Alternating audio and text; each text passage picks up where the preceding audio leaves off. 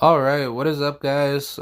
Sorry about last night. It wasn't going like my way. I definitely got tired extremely quick, but this is a redo live stream of what happened last night of Oscar Valdez knocking the hell out of or knocking the fuck out of Mr. Miguel Berchelt um, last night on Top Rank. And the other side of the street is Adrian Broner robbing or getting a robbery victory over Giovanni Santiago out of Puerto Rico. Um, I'm going to talk about both of these fights, and I'm going to just give my insight on it. Either way, I mean, like the cards were awesome. Robert Easter Jr. dominated his opponent Ryan Martin. Clearly outboxed him, used his jab like it was nothing, and his movement was insanely good. He just made everything look too easy. And then the second fight after that was Mr. BFTB calls him, shout out to BFTB, he calls him Otterbox. But Mr. Otto Wallin, Otto All In Wallin, that's a good nickname. He dominated the living crap out of Dominic Brazil that came back to boxing ever since he had his knockout loss to Deontay Wilder. Uh, Otto Wallin destroyed the living crap out of Dominic Brazil. It was such a easy fight for Otto. And I'm not gonna lie, I think Otto, he should have stopped him. I was surprised why he didn't stop him. I guess his power punching is just not really there, and he's just not that type of guy to be super highly aggressive. But I think when you step up the competition, it really doesn't matter if you do get a knockout or not. I mean, he was beating the living crap out of Dominic's face, and Dominic wasn't even, yeah, he wasn't even blocking. He just used his face the whole fight to just walk right in and try to think he's going to walk through the punches. But nah, he fought like crap, and I think it was mainly due to his camp because Mr. Fable Sanchez was the one, or Abel Sanchez, right? He was the guy that was training him. You know, this is the guy that says, oh, Gennady Golovkin has all the power to beat Canelo, which I mean, Gennady is a good fighter, don't get it twisted. I don't think he's that good. I think he gets, annihilated by Demetrius Andrade, Jamal Charlo, so many other names that are there waiting on his door that he doesn't want to answer the phone call for or answer, the door for, because all those guys are knocking on his door and he doesn't seem to care as long as he's fighting people out of his own IBF rankings. But Gennady, he's not that good of a fighter. He's just trash. He only looked good because he had a guy tailor made for his style. Mr. Smirnov, Camille Sears Meta. But yeah, it's just sad. But not every time when PBC or Showtime come on, they be put on some real good action-packed fights, fights that go down the distance and go down to the wire. That fight card was really good. But we're gonna talk about the Miguel Berchelt and Oscar Valdez fight because that fight was very interesting. Oscar Valdez, he was doing a great display of boxing. He was outlanding Berchelt. He was moving. He was using everything in the book of boxing of hit and not get hit. Which, I mean, he was getting hit a lot when he got too excited to trade with Berchelt. And he got Berchelt really hurt in the fourth round when he hit him with those good left-right uppercuts and the hooks too. And Berchelt, he was wobbling. He couldn't even recover his legs until I would say Valdez let him do that. He should have stopped Berchelt in like the fourth or fifth round, but I don't think Oscar was giving him enough. I guess enough pressure, and that's what made Oscar just knock him out in the 10th round because Blue Blood Sports TV, shout out to him, he predicted that Oscar Valdez would get knocked out by Miguel Berchelt in the 10th round. And then when we saw it in the 10th round, we saw it the other way around. So, that was a coin flip probability, and that was insane. I wasn't even expecting Oscar Valdez to win. I was having Miguel Berchelt all the way. But then when I realized, like, wait a minute, Oscar Valdez has speed, he has athletic ability, and I was saying this on BFTV's live like the other day. Go check out BFTV. He's a good boxing, content creator channel. And I basically said, if Oscar can outpunch Berchelt, he can definitely go get the win by decision. But if he becomes lazy and let Berchelt hit him with shots that he don't see, he's gonna get knocked out. But Oscar has a high chance of knocking out Berchelt if he outpaces him and picks him at the right time to hurt him. And that he did. And I was actually right. But I wasn't expecting Oscar Valdez to be this type of fighter because, if you look at the Adam Lopez fight, he was not boxing like that. He was not displaying this type of talent when he came out of his way, dominating, at first. But then when Adam Lopez got, his confidence by hitting Valdez, at good shots during the fight, that's when, Lopez dropped Valdez, and then Valdez, didn't look the same coming back up. Because, the thing about Valdez is that if you knock him down, he's going to lose a crap load of confidence. I'm sure most fighters would know that if you do get knocked down, it's not the end of the world, but it's sometimes your worst nightmare to experience a knockdown because you don't know what to do. If you're going to get knocked down, you have to have a backup plan to recover your legs as quickly as possible.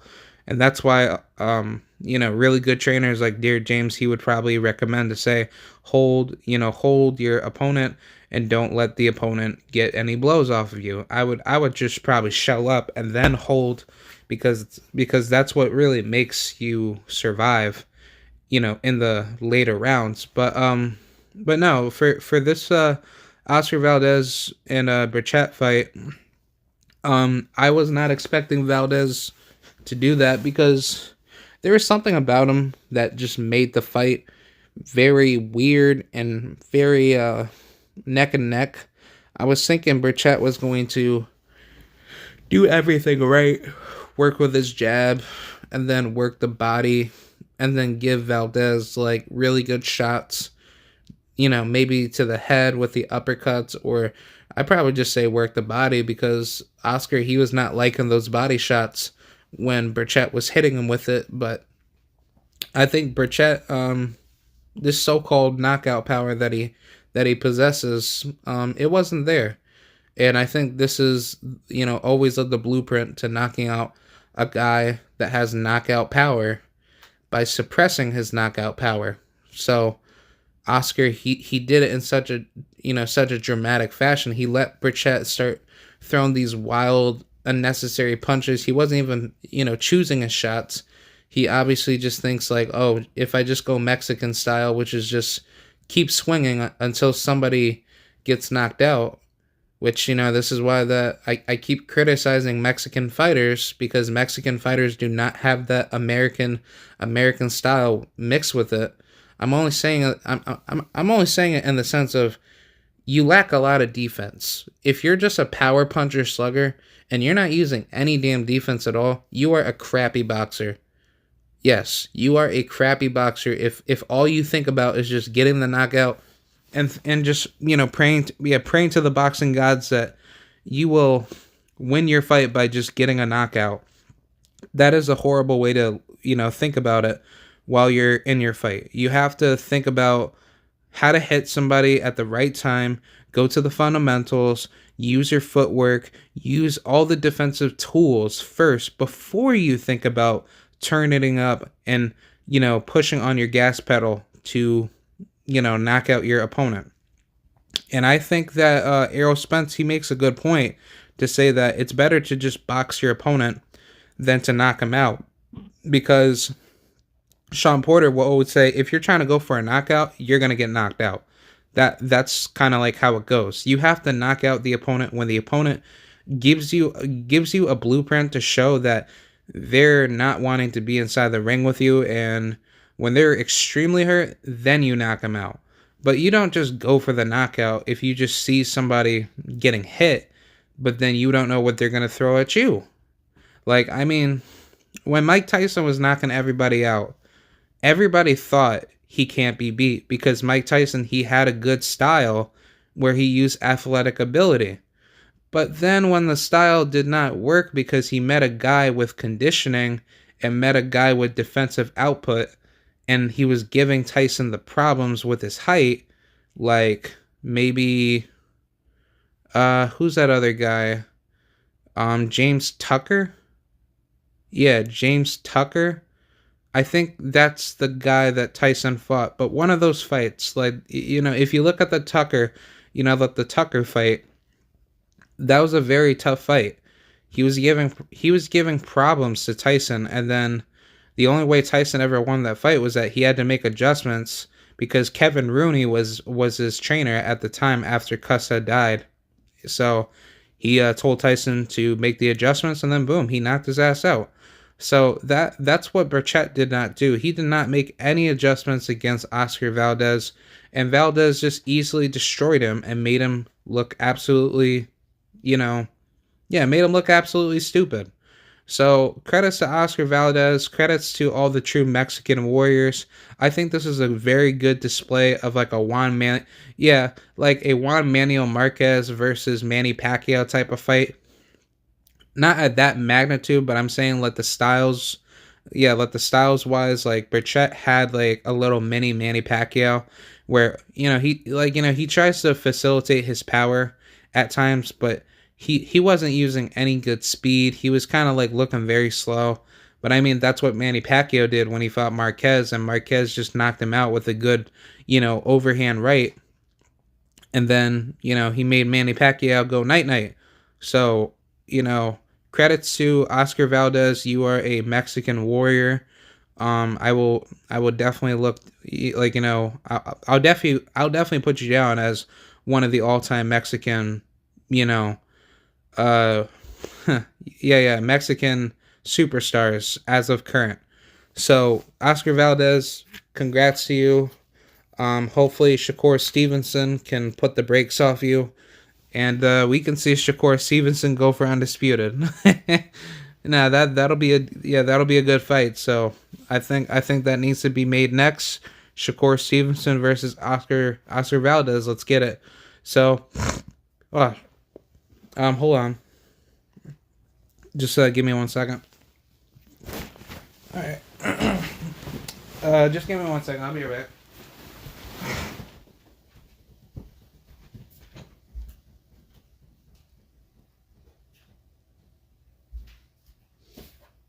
Alright, I'm back.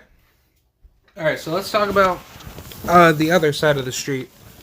Right up on the zone.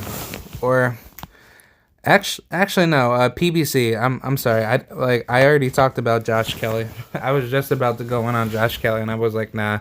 I already made like a live stream about him, so he got Ktfoed, man. That was crazy. But I think Josh Kelly, he should have fought on on a shield. I thought that TKO was just not good. That was very excuse my French. It was very pussy. It was very uncalled for.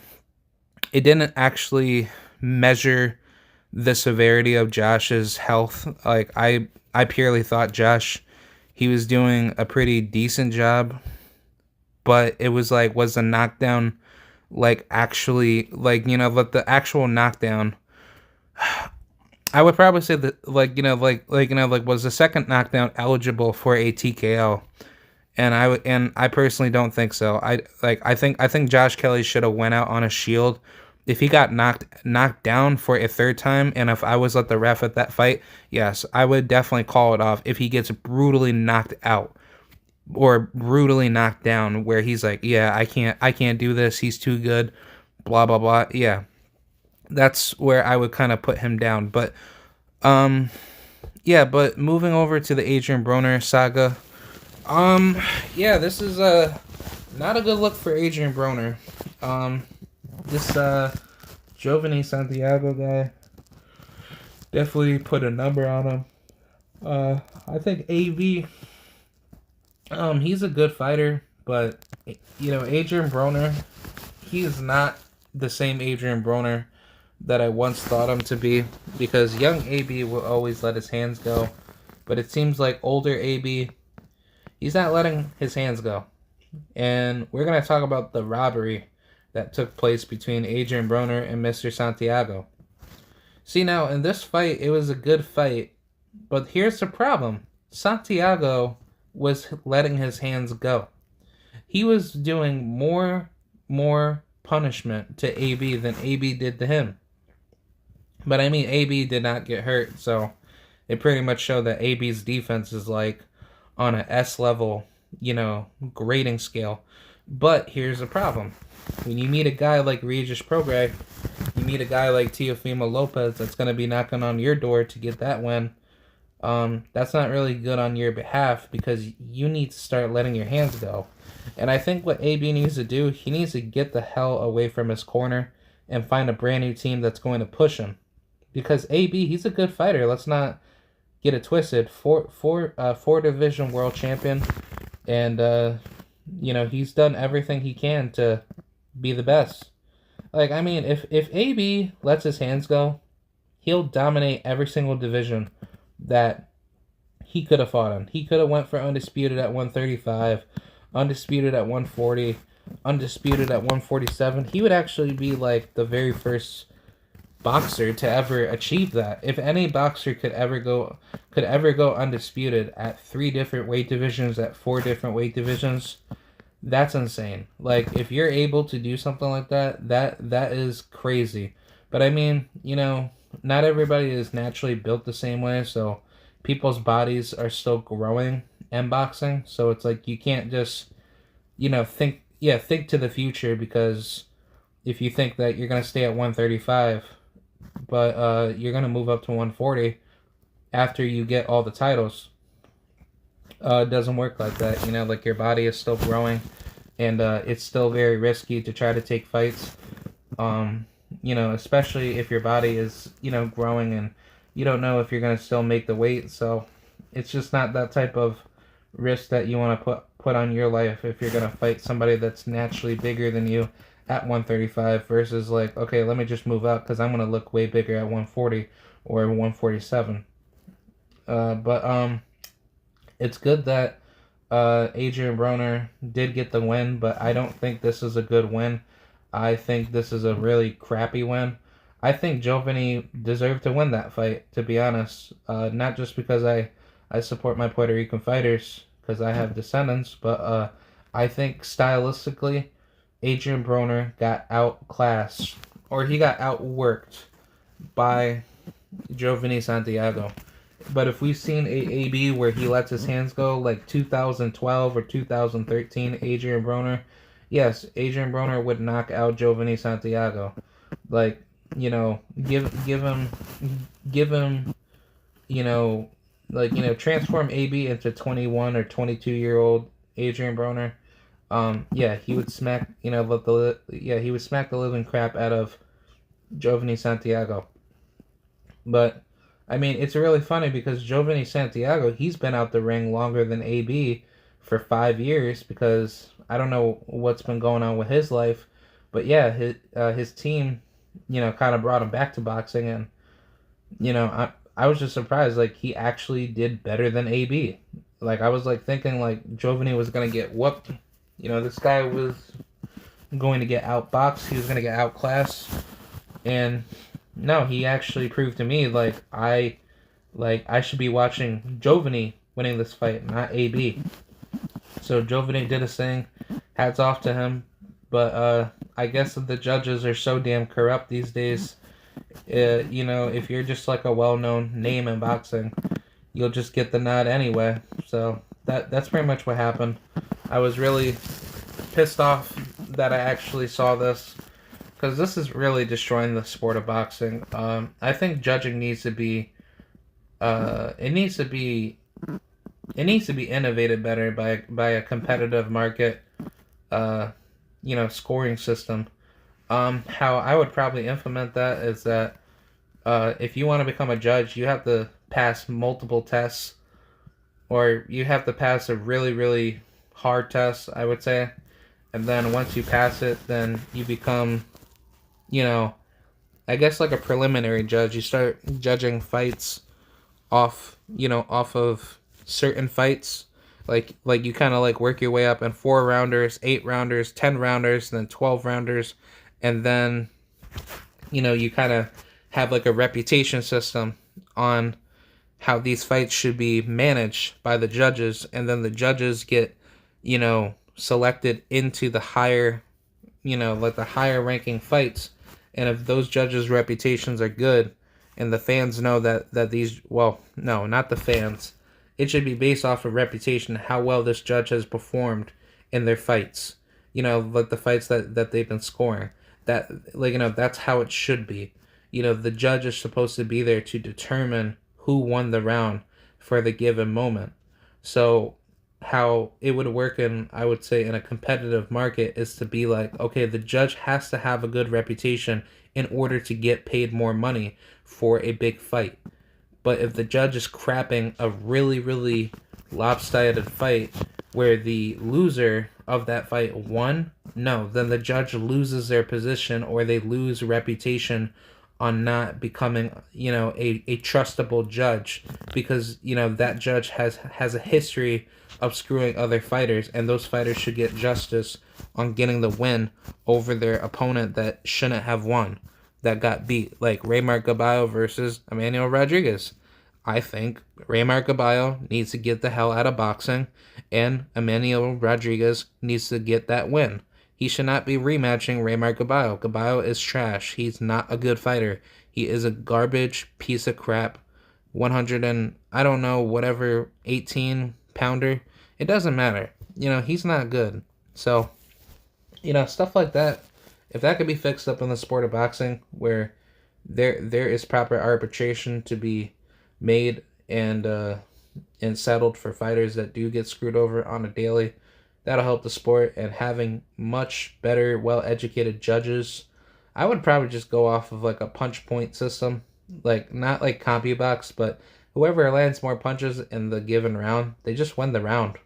There shouldn't be any judging on how the fighter looks like in the round. It should just be strictly based off of whoever lands more punches in the given round, you win the round. But if you get a knockdown off of that opponent, then yes, the opponent loses points. Let the opponent loses like maybe a point or two on a knockdown. Like, I think it's 2 points if you get knocked down. So it would be a 10-8 round. But if you were to make a comeback into the round and knock that guy down, then yeah, it could be a 8-8 round, or a 9-8 round. It could be, or actually 8-7 round. But either way, I don't know, like, that's just how I would visualize in my head. So yeah, let's get with it with Mr. Adrian Broner. I think this is a pure robbery. I think this is bad for the sport of boxing. I think Giovanni clearly won this fight. He did everything he could, and he got screwed over.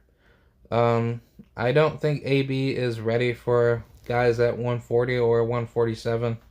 I think AB really needs to have a better team, where he lets his hands go and he starts applying pressure early and late game in order to win his fights. Because if he doesn't do that, he's going to get knocked the hell out by Regis Prograis or somebody of higher caliber.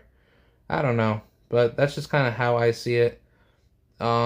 It just sucks that AB, he's not the same guy that I once, imagined. And I think it's because that the Marcos Maidana fight gives him, potential nightmares, I would say, where he's like, I don't want to go through the same motion of what happened in the Maidana fight, which he knows, like, he could have easily beat Maidana. But I've actually heard stories that AB, he actually was partying partying, the night before the fight, and I think he got drunk or something, and that's why AB he wasn't performing as well. But still, it's like, that's long gone away. But it's like, even if you got the win over Santiago, I mean, honestly, I think maybe Adrian just needs to fight Marcos Maidana, get him off his mind, and then that'll probably regain his confidence to become a much more aggressive fighter. Because it's like AB, he got all the skills in the world, but I think his mental is just completely destroyed from the Maidana situation. I think if Broner wants to just make a better impact, it'd be best to fight Maidana next and then fight a guy like I think Regis Prograis. Yeah. Yeah, that would be a good fight. I mean, Broner could easily knock out Maidana. Maidana, he's way over the hill, but I think it's best to get that win off of Maidana. Get him off. Yeah, get him off your hit list. Beat the crap out of him, and then beat the crap out of Regis Prograis. Well, I'm not trying to disrespect Prograis. I like Prograis. New Orleans, stand up, the homies. But yeah, man. I just want to see AB grow, but he needs to grow with like a bigger, more stricter team that really makes him work. Because, like I said, he has all the tools in the world to become a world champion. Once again, I think AB would be better fighting at I would say 154. I don't want to see him at 140 or 147. But if he chooses to stay there, he needs to work on his offensive output. Defense is awesome. Like he is just really good on defense. But offense, if he lets his hands go, he's gonna be a problem for everybody that's gonna F with him. So that's pretty much what I have to say. Um that's pretty much my analysis overview of what happened this weekend. Seeing Josh Kelly getting knocked out on DAZN by Mr. David Avanesian, and then Miguel Berchelt getting KTFO'd by Mr. newly crowned WBC Super Featherweight Champion of the World, Oscar Valdez, and unfortunately seeing the biggest robbery, or one of the biggest robberies in sports, of Mr. Adrian Broner robbing a victory over Giovanni Santiago. I hope Santiago comes back. He's a damn good fighter. But yeah, I'll be back with more content. It's gonna be a flame, week of boxing. I think there's more boxing coming up this weekend. I'm not too sure, like next weekend, but definitely we got Clarissa Shields, we got Miss Queen Shields fighting on March 2nd. So I can't wait for that. And then we got my man Virgil Ortiz fighting on March 10th with or he's fighting against Maurice Hooker, but also Miss Beautiful Senicia Estrada will be fighting on that card. I cannot wait to see the beautiful queen take on I think Marilyn Avispa. Yeah, she's that Mexican fighter that's really good. I've seen her fight on Mexican networks, but I don't think she's gonna handle Senicia. I think Senicia is just gonna basically pick her off, and I think with her being probably older than Senicia, she's gonna get dominated. I think Senicia is gonna just outbox her and just make her look like the bull, and Senicia is just at the matador. That's just how I kind of think of it. But that should be a good scrap. But not either way. That's very much what I got to say. Let me know what y'all think. I'm out of here. I appreciate you guys for watching. Sorry that I didn't finish the live stream last night. I fell asleep and I was like, yeah, sorry about that. This wasn't a good time for me to stream, and I think I should have held it off for tomorrow. But yeah, man. I'll be sure to keep that in mind next time. All right, thank you guys for watching. Appreciate all of you, and I'll see y'all later. Bye.